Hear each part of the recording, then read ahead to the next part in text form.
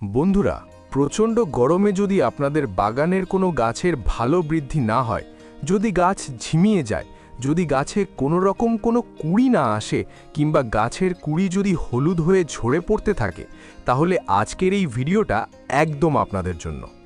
আজকের ভিডিওতে আমি এমন কয়েকটা স্পেশাল ট্রিক বলবো যেগুলো ফলো করলে আপনারা আপনাদের বাগানে যেমন প্রচুর পরিমাণে ফুল পাবেন, ঠিক তেমনি কিন্তু গাছের খুব ভালো বৃদ্ধি হবে। এই প্রচণ্ড গরমে আমরা আমাদের বাগানের প্রত্যেকটা গাছে কি খাবার প্রয়োগ করব সেটা কিছুতেই বুঝতে পারি না। ভুলবশত বিভিন্ন ধরনের রাসায়নিক খাবার প্রয়োগ করে ফেলি এবং যার ফলে অনেক সময় আমাদের বাগানের গাছগুলো ধীরে ধীরে শুকিয়ে যায় এবং মারা যায়। আজকের এই ভিডিওতে আমি আপনাদের সম্পূর্ণ ঘরোয়া এবং জৈব এক প্রকার তরল সার তৈরি করে প্রয়োগ করা দেখাবো, যে খাবার প্রয়োগ করলে আপনাদের বাগানের প্রত্যেকটা গাছ থেকে যেমন প্রচুর পরিমাণে ফুল পাবেন, ঠিক তেমনি গাছের পাতা থাকবে সবুজ ও চকচকে এবং গাছের একটাও কুঁড়ি আর হলুদ হয়ে ঝরে পড়বে না। তাই কোন কোন ট্রিক্সের কথা বলবো এবং কি খাবার আজকের ভিডিওতে আমি প্রয়োগ করে দেখাবো, সব কিছু জানতে হলে কিন্তু আজকের এই ভিডিওটা খুব মনোযোগ দিয়ে দেখতে হবে। একটুও স্কিপ করলে হবে না, কারণ স্কিপ করলে কিন্তু অনেক গুরুত্বপূর্ণ তথ্য আপনারা মিস করে যাবেন। নমস্কার, আমি সুমিত। আমার বাগানে আপনাদের সবাইকে জানাই অনেক অনেক স্বাগত।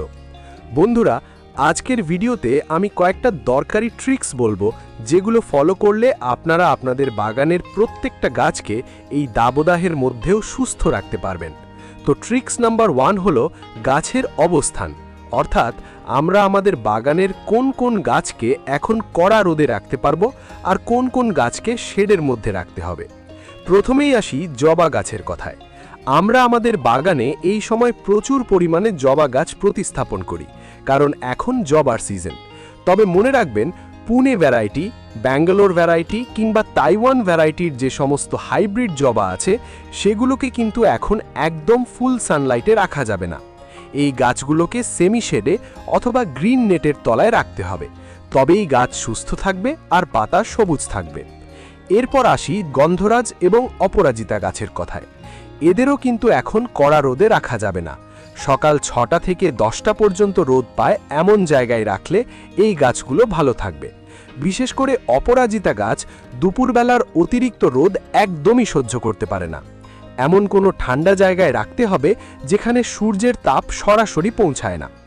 এবার আপনারা অনেকেই প্রশ্ন করেন জমির গাছের ব্যাপারে।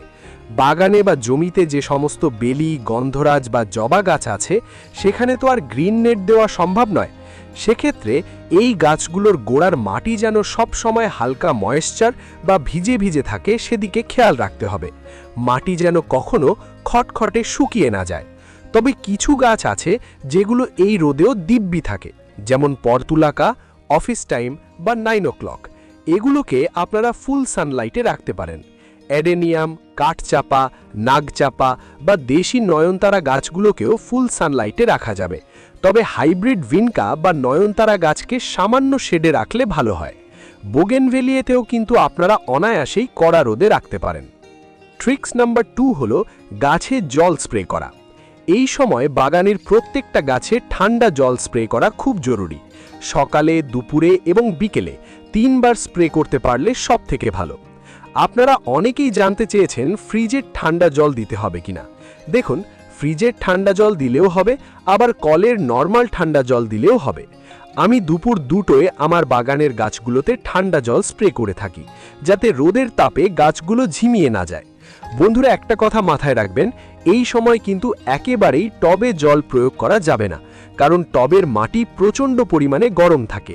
তাই হঠাৎ যদি আপনারা ঠান্ডা জল প্রয়োগ করেন, তাহলে গাছ কিন্তু ট্রেসে চলে যাবে।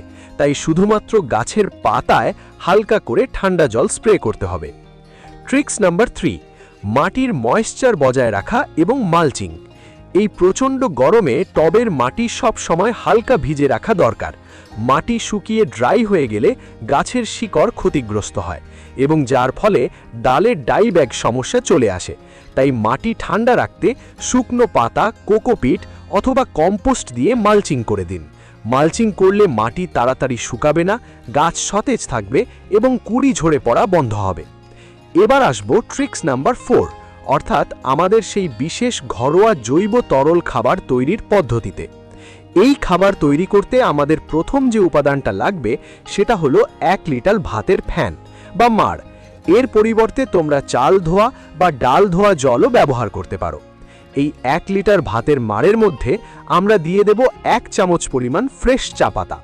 আর যদি আপনারা ব্যবহৃত চা পাতা অর্থাৎ চা খাওয়ার পর যে চা পাতাটি থাকে সেটিকে ভালো করে ধুয়ে আপনারা 2 থেকে 3 চামচ পরিমাণ ব্যবহার করতে পারবেন। এরপর এর সাথে মেশাবো 5 থেকে 6টা পেঁয়াজের খোসা। এই 3টি উপাদান অর্থাৎ ভাতের মাড়, চা পাতা এবং পেঁয়াজের খোসা একসাথে মিশিয়ে একটি পাত্রে ঢাকা দিয়ে 3 দিনের জন্য কোনো ছায়াযুক্ত জায়গায় রেখে দেব। ঠিক 3 দিন পর দেখবেন এই শক্তিশালী জৈব তরল খাবারটি একদম তৈরি হয়ে গেছে। এবার এটি প্রয়োগ করার নিয়মটা খুব ভালো করে বুঝে নিন। এই 1 লিটার ঘনীভূত তরল খাবারটি কিন্তু সরাসরি গাছে দেওয়া যাবে না। প্রথমে একটি বড় পাত্রে 3 লিটার সাধারণ জল নিতে হবে এবং তার মধ্যে এই মিশ্রণটি ছাঁকনি দিয়ে ভালো করে ছেঁকে মিশিয়ে নিতে হবে। সরাসরি পেঁয়াজের খোসা টবে দিলে ফাঙ্গাস হতে পারে, তাই ছেঁকে নেওয়াটা খুব জরুরি। এই মিশ্রণটি তৈরি হয়ে গেলে এটি আপনারা গাছের টবের সাইজ অনুযায়ী প্রয়োগ করবেন। ধরো 10 ইঞ্চির একটি টবের জন্য 300 থেকে 500 ml অর্থাৎ ছোট প্লাস্টিকের গ্লাসের 2 গ্লাস পরিমাণ লিকুইড যথেষ্ট।